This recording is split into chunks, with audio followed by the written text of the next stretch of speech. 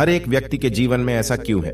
ऐसा इसलिए है क्योंकि हम कहीं ना कहीं अपने मन के मैल को, मन के कीचड़ को साफ नहीं रख पाते हैं। यूं कहे तो उसका सही समाधान नहीं निकाल पाते हैं। खैर चलिए, मैं आपको एक कहानी सुनाता हूं। शायद आपको इस कहानी से इस सवाल का हल मिल जाए। तो चलिए कहानी को शुरू करते हैं। बहुत समय पहले की बात है। एक बहुत गरीब इंसान था। उसके साथ उसकी पत्नी और 2 छोटे छोटे बच्चे भी थे। उस व्यक्ति को अपने परिवार का पालन पोषण करना बहुत कठिन हो गया था। उसका दिमाग काम नहीं करता था और मन भी अशांत रहने लगा। तभी उसने अपना घर छोड़ने का फैसला लिया। एक रात जब उसकी पत्नी और दोनों बच्चे सो रहे थे तो वो चुपचाप घर से चला गया।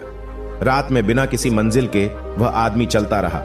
तभी अचानक उसने देखा कि एक नदी किनारे भगवान बुद्ध अपने शिष्यों के साथ बैठे हैं। उसी वक्त उसने निर्णय लिया कि वह अब सन्यासी हो जाएगा और भगवान बुद्ध का शिष्य बनकर यही रहेगा। उसके बाद वह भगवान बुद्ध के चरणों में जाकर गिर गया और उनसे विनती करने लगा कि वो उसे अपना शिष्य बनाकर अपने साथ ही रख ले। भगवान बुद्ध ने उस गरीब इंसान की बात सुनकर उसे अपना शिष्य बनाकर अपने साथ रख लिया।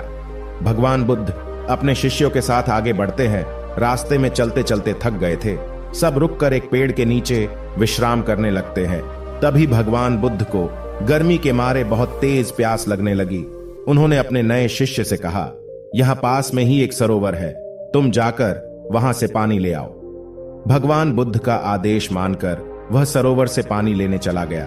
जब वह सरोवर के पास पहुंचा तो उसने देखा कि कुछ जंगली जानवर सरोवर में ऊधम मचा रहे हैं। जैसे ही वह सरोवर के पास गया तो सारे जानवर वहां से भाग जाते हैं, लेकिन सरोवर में कीचड़, सड़े पत्ते ऊपर तैर रहे थे, जिसके कारण उसका मन नहीं मान रहा था। उसने सोचा, इतना गंदा पानी भगवान बुद्ध पिएंगे कैसे? फिर वह बिना पानी लिए वापस लौटता है और आकर बुद्ध से बोलता है कि भगवान, उस सरोवर में तो बहुत ज्यादा गंदा पानी है, वो पीने लायक नहीं है। अपने शिष्य की बात सुनकर भगवान बुद्ध थोड़ी देर चुप होकर बोले, तुम वापस जाओ और उसी सरोवर से जाकर पानी लेकर आओ।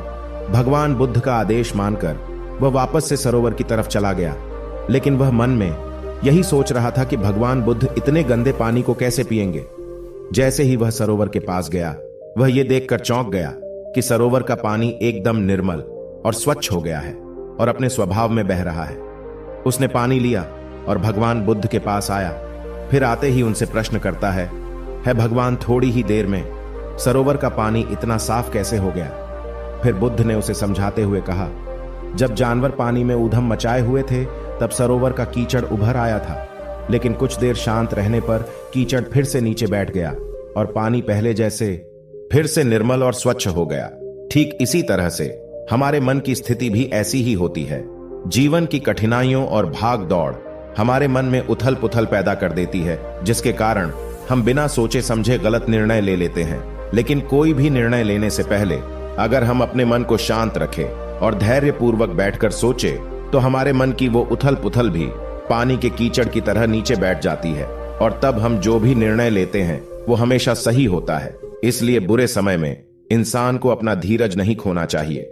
गौतम बुद्ध की यह बातें सुनकर उसका दिमाग खुल जाता है और जब वह शांति से बैठकर सोचते हैं तो उसे अपनी ही गलती नजर आती है। फिर उसे समझ में आता है कि उसने अपना घर छोड़ने का गलत निर्णय लिया था।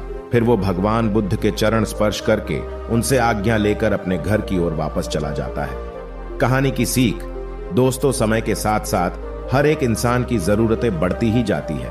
हो सकता है किसी की जरूरत कम हो या किसी की जरूरत ज्यादा हो, लेकिन हमें उन जरूरतों को पूरा करने के लिए मेहनत तो करनी ही पड़ती है।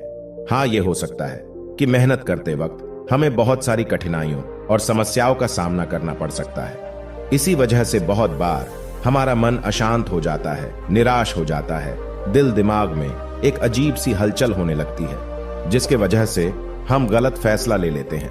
परंतु दोस्तों, हमें घबराने की जरूरत नहीं है। हमें अपने दिमाग को शांत करने की जरूरत है। थोड़ा समय देकर इसके बारे में सोचने की जरूरत है। इसका समाधान कुछ न कुछ जरूर निकल आएगा। धन्यवाद।